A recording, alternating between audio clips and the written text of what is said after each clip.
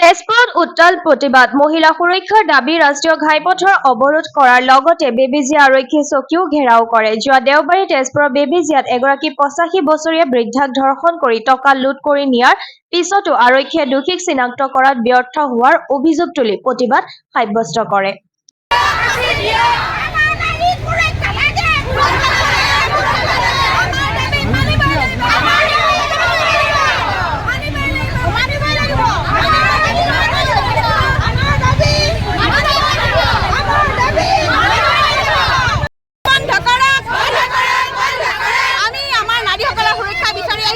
কাৰণ আমি নাৰীৰ সুৰক্ষা হোৱা নাই। আমাৰ ইয়াত 80 বছৰীয়া এগৰাকী বৃদ্ধ ধৰ্ষণ কৰিছে, দুখীয়া শাস্তি আজিলৈকে পোৱা নাই।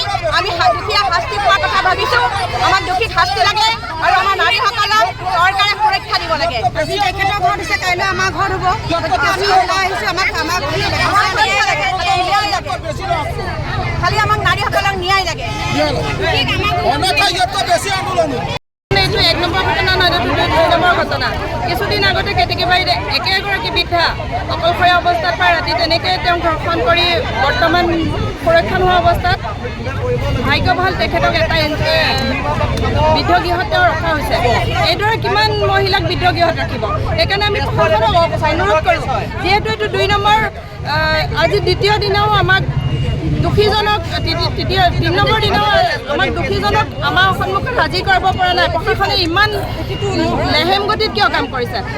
আমি আজি মহিলাসকল একগোট হৈছোঁ যাতে দোষীক আমাৰ আগত গতাই নহয়, অনতিপলমে কাৰেক্ট কৰি আমাৰ ৰাইজৰ আগত দেখাওক আৰু তেওঁৰ মুখখন দেখাওক, যাতে এইজন ব্যক্তিয়ে দ্বিতীয়বাৰ সেই কামটো কৰিব নোৱাৰে। আমি চিনাক্ত হৈ থাকিম, কাৰণ আমাৰ ল'ৰা ছোৱালী সদায় স্কুললৈ যায়, আমি সদায় অকলশৰে, কাৰণ আজিকালি মহিলা কোনো ঘৰত নাথাকে, সকলোৱে কামৰ কাৰণে ওলাই যায়, সকলোৱে নিজৰ ইনকম কাৰণে ঘৰে বাহিৰে ভিতৰত থাকিবলগীয়া আছে। আমাৰ ছোৱালীসকলক আমি ঘৰত এৰিমনে? টিউশ্যনত যাবলৈ আমাৰ ভয় লাগে, স্কুলত থ'বলৈ আমাৰ ভয় লাগে।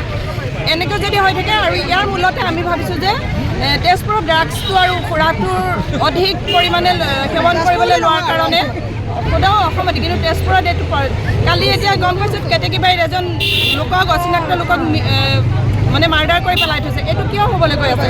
সেইকাৰণে আমাক তেজপুৰৰ প্ৰশাসনৰ হেৰিবিলাক কামবিলাক অকণমান লেহেমীয়া ষ্ট্ৰং হ'বলৈ আমি দাবী জনাবলৈ আহিছোঁ। কাৰণে সকলো ভিঅ' গোটৰ আৰু ৰাইজ ওলাই আহিছোঁ। ন্যায় লাগে। আজি যেন বেলেগৰ লগত নহয়, মোৰ মাৰ লগত সকলো